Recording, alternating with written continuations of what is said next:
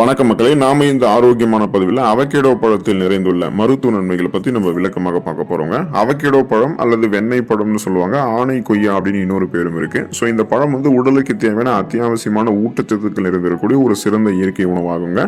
நீங்க இந்த அவகேடோ பழங்களை எடுத்துக்கொள்ளும் போது ஒரு விஷயத்தை நல்லா நோட் பண்ணும். எப்போதுமே நீங்க அவகேடோ பழம் நன்றாக பழுத்திருக்கும் போது தான் எடுத்துக்கணும். அதாவது அதோடைய வெளிப்புற தோல் லேசான கருப்பு இல்லைன்னா பழுப்பு நிறமாக மாறும்போது நீங்க சாப்பிட்றது நல்லது. காய் வெட்டாக இருக்குது அப்படின்னா அதை நீங்கள் எடுத்துக்கொள்ளும் போது கசப்பு தன்மை இருக்கலாம். ஸோ அது மாதிரி நீங்கள் எடுத்துக்கொள்ளக்கூடாது.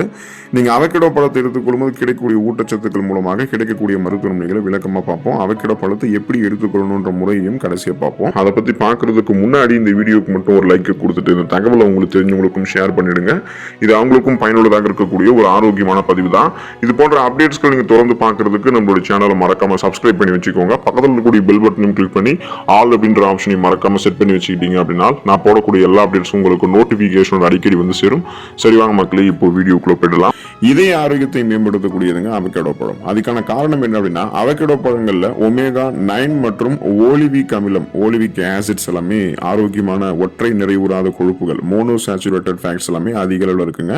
இது எல்லாமே நம்மளுடைய உடம்புகள் இருக்கக்கூடிய அந்த ரத்த நாளங்கள்ல படிந்திருக்கக்கூடிய LDL அப்படின்னு சொல்லக்கூடிய அந்த கெட்ட கொழுப்பை குறைச்சி HDL அப்படின்னு சொல்லக்கூடிய நல்ல கொழுப்பினுடைய அளவை அதிகரிக்கிறதுக்கு உதவிகரமாக இருக்கக்கூடிய ஊட்டச்சத்துக்கள்.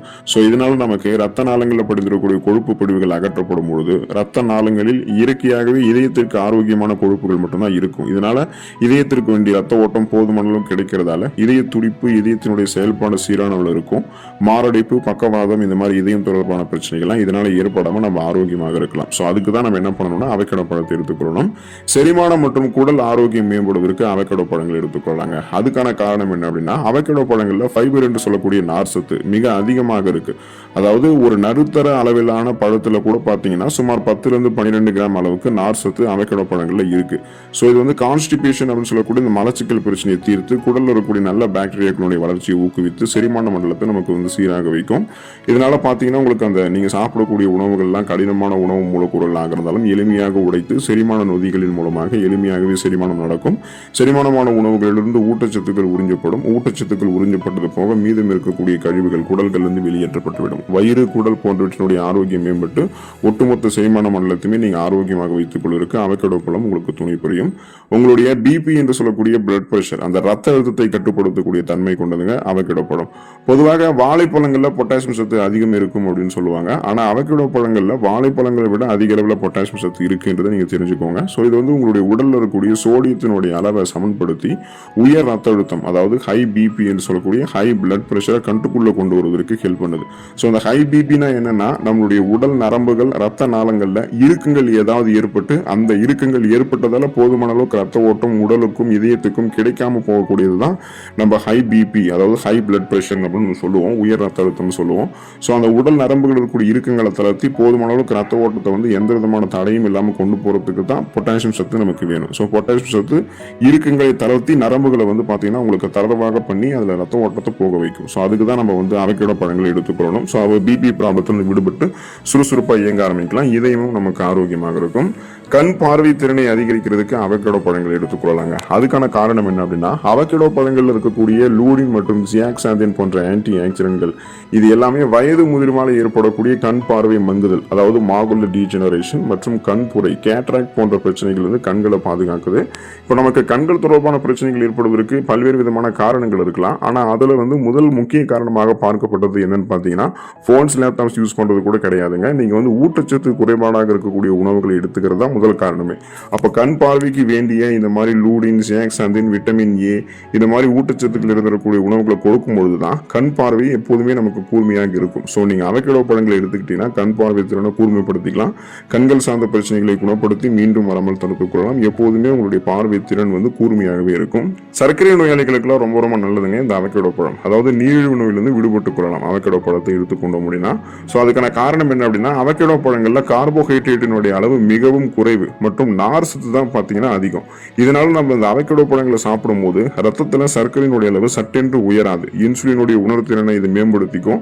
அதனால பார்த்தீங்கன்னா கொஞ்சம் கொஞ்சமாக தான் உங்களுக்கு இந்த உணவுகள் நீங்கள் சாப்பிட அதில் இருக்கக்கூடிய கார்போஹைட்ரேட்டுக்கு ஏற்ற மாதிரி நார் சத்துக்கு ஏற்ற மாதிரி உங்களுக்கு ரத்தத்தில் சர்க்கரையினுடைய உயரமே தவிர ஒரேடியாக உங்களுக்கு ஹை பிளட் சுகர் லெவல்லாம் இருக்காது. ஸோ அதை கண்ட்ரோல் பண்ணிக்கிறதுக்கு நாளடைவில் அந்த பிளட் சுகர் லெவல் வந்து நீங்கள் விடுபடுவதற்கு எல்லாமே அவகேடோ பழத்தை எடுத்துக்கலாம். ஃபியூச்சரில் ஒருவேளை நீங்கள் நீரிழிவு பிரச்சனை இல்லாமல் இப்போ இருந்தே நலமாக இருக்கணும்னு நினைச்சீங்க அப்படின்னாலும், ஃபியூச்சரில் நலமாக இருக்க வேண்டும் நினைச்சீங்கனாலும் அவகேடோ பழத்தை நீங்கள் இப்போ இருந்து எடுத்துக்கொள்ளலாங்க.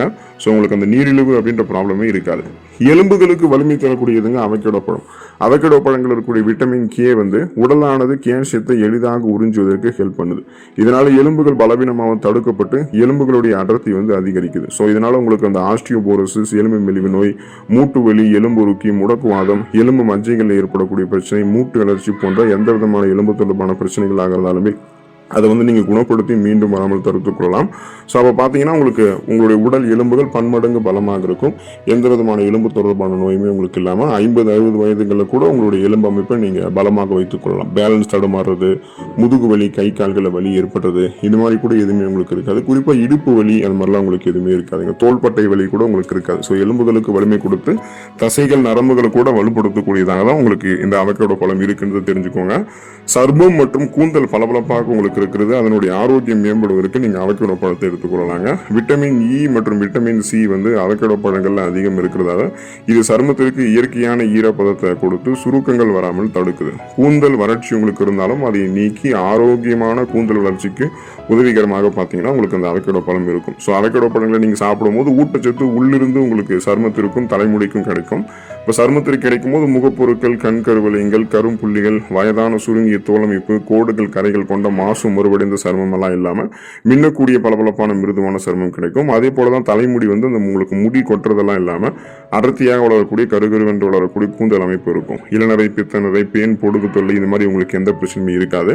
இப்போ நீங்கள் அவகேடோ பழங்களை எடுத்துக்கிறீங்க அப்படின்னா நேரடியாக அந்த அவகேடோ பழம் அப்படியே சாப்பிடலாம். நன்றாக பழுத்த பழத்தை பாதியாக வெட்டி உள்ளே இருக்கக்கூடிய பெரிய கொட்டையை நீக்கி விட வேண்டும். அதுக்கப்புறம் 1 ஸ்பூன் மூலமாக அதில் வந்து சதை பகுதியை வந்து பார்த்தீங்கன்னா மட்டும் நீங்கள் தனியாக எடுத்து தேவைப்பட்டீங்கன்னா லேசான நாட்டு சர்க்கரை அல்லது தேன் கலந்து கூட நீங்கள் அப்படியே சாப்பிடலாம். அவகேடோ மில்க் ஷேக் மாதிரி நீங்கள் எடுத்துக்கலாம். அவகேடோவினுடைய சதை பகுதியுடன் காய்ச்சிய குளிர்ந்த பால், சிறிது தேன் அல்லது நாட்டு சர்க்கரை மற்றும் 3-4 ஊற வைத்து பாதாம் சேர்த்து மிக்சியில் அடித்து சுவையான மில்க் ஷேக்காக கூட குடிக்கலாம். ஸோ இது வந்து காலை உணவுக்கு மிகச்சிறந்த மாற்று உணவாக இருக்கும். அதே போல் நீங்கள் வந்து பிரெட் டோஸ்ட் மாதிரி எடுத்துக்கலாம். அதாவது பார்த்தீங்கன்னா நன்கு பழுத்த அவகேடோ சதை பகுதியை 1 ஸ்பூன் அல்லது 1 ஃபோர்க்ஸ் மூலமாக நன்றாக மசித்து வச்சுக்கணும். அது கூட லேசாக மிளகுத்தூள், பெப்பர் மற்றும் உப்பு கலந்து டோஸ்ட் செஞ்சதுக்கு அப்புறம் பிரெட்டின் மேலே தடவி அவகேடோ டோஸ்டாக காலை உணவாக நீங்கள் சாப்பிடலாம். சேலட்டுகள்லையுமே நீங்கள் சேர்க்கலாம். இப்போ நீங்கள் வழக்கமாக சாப்பிடக்கூடிய காய்கறி அல்லது பல சேலட்டுகளுடன் அவகேடோவை வந்து துண்டுகளாக பீஸ் மாதிரி வெட்டி சேர்த்துக்கொள்ளலாம். இது சேலட்டினுடைய ஊட்டச்சத்தை அதிகரிக்கிறதோடு மற்ற காய்கறிகள் இருக்கக்கூடிய விட்டமின்களை உடல் எளிதில் உறிஞ்சுவதற்கு ஹெல்ப் பண்ணுது. அவகேடோ வந்து சட்னி துவையலாக கூட நீங்கள் எடுத்துக்கலாம். மசித்த அவகேடோவுடன் பொடியாக நறுக்கிய வெங்காயம், தக்காளி, கொத்தமல்லி, எலுமிச்சை சாறு மற்றும் மிளகுத்தூள் கலந்து குவாக்கம்போல்னு சொல்லுவாங்க. அது மாதிரி இந்த மாதிரி டிப்ஸாக சப்பாத்தி அல்லது தோசைக்கு தொட்டுக்கொள்றதுக்கு இந்த மாதிரி நீங்கள் செஞ்சு பயன்படுத்துகிறாங்க. அப்போ பார்த்தீங்கன்னா அவகேடோ பழம் உங்களுக்கு எந்த அளவுக்கு மருத்துவமைகளை கொடுக்குது, எப்படியெல்லாம் எடுத்துக்கணுன்ற முறையை நீங்கள் பார்த்துருப்பீங்க. ஸோ அவகேடோ பழத்தை எடுத்துக்கொண்டு ஊட்டச்சத்துக்களை பெற்று நலமோடு வாழுங்க. அடுத்த ஆரோக்கியமான பதிவில் மறக்காமல் சந்திப்போம். நன்றி மக்களே.